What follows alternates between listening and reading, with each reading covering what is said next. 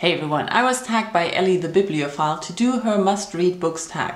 I'll leave the link to her video in the description. And let's get right to the questions. Name the main ways you discover books to read. Show some books that you discovered this way. Before I started booktubing, I mainly just went to bookstores, picked up covers I liked, authors I heard of, or authors I read and liked, books that were recommended to me by the Amazon recommendation function.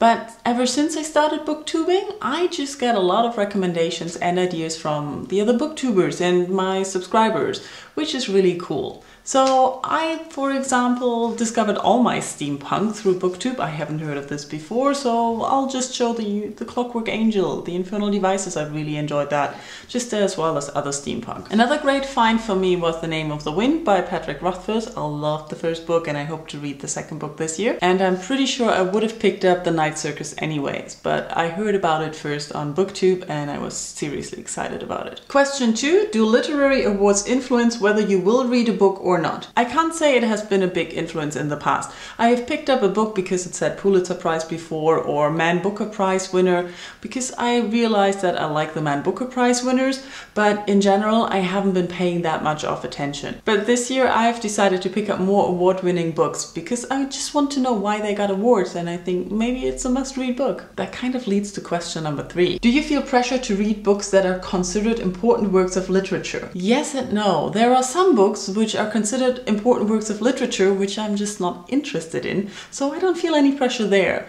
There are other books where I'm vaguely interested or haven't heard of, and I kind of feel the pressure that I should have read those. Question number 4. Does the average star rating of a book on Goodreads influence whether you decide to read a book or not? Seriously, I never pay attention to that. Question number 5. Show some books that you think are underhyped or have low star ratings, but which you enjoyed and would recommend to others. I don't really pay attention to what's hyped or not. The only thing that I notice is if everybody on BookTube talks about the same book, but I don't really know. And since I read a lot of books that are not really talked about on BookTube, I can't say if they are underhyped or just hyped in a different community. So for example, if you read YA, there are different books hyped than in the literary fiction or fantasy world.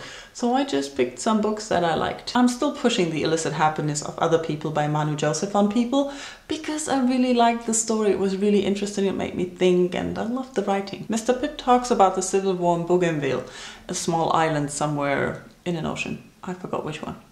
Anyways, and it's talking about the children on the island and how they survive with their fictional character Mr. Pip, which is Pip from Great Expectations, because that's the book their teacher kept reading to them. I may have said this before, but All My Friends Are Superheroes by Andrew Kaufman is a great read, has an ugly cover, is very short, and you can read it in one sitting and I guarantee you'll love it. I have no idea if Mitch Albom is underhyped or whatever, but I really like his book, and The Timekeeper is a very great story. It's written in an interesting way and it talks about time, how we use time and what time means to us, and loved it. Question number 6. Show some books on your TBR that have been influenced by either hype, awards or other ways. I just looked at my TBR there and there are not really a lot of books that were influenced by hype or otherwise or awards, because most of them are from my last shopping spree in London. So I picked up 2 books that you could say I've heard about before. The Great and Terrible Beauty by Libba Bray. I've heard about Libba Bray on BookTube first, and I know that people love this series, and so I want to read it. And then there's also Handmaid's Tale by Margaret Atwood on my TBR, which I hope to read soon.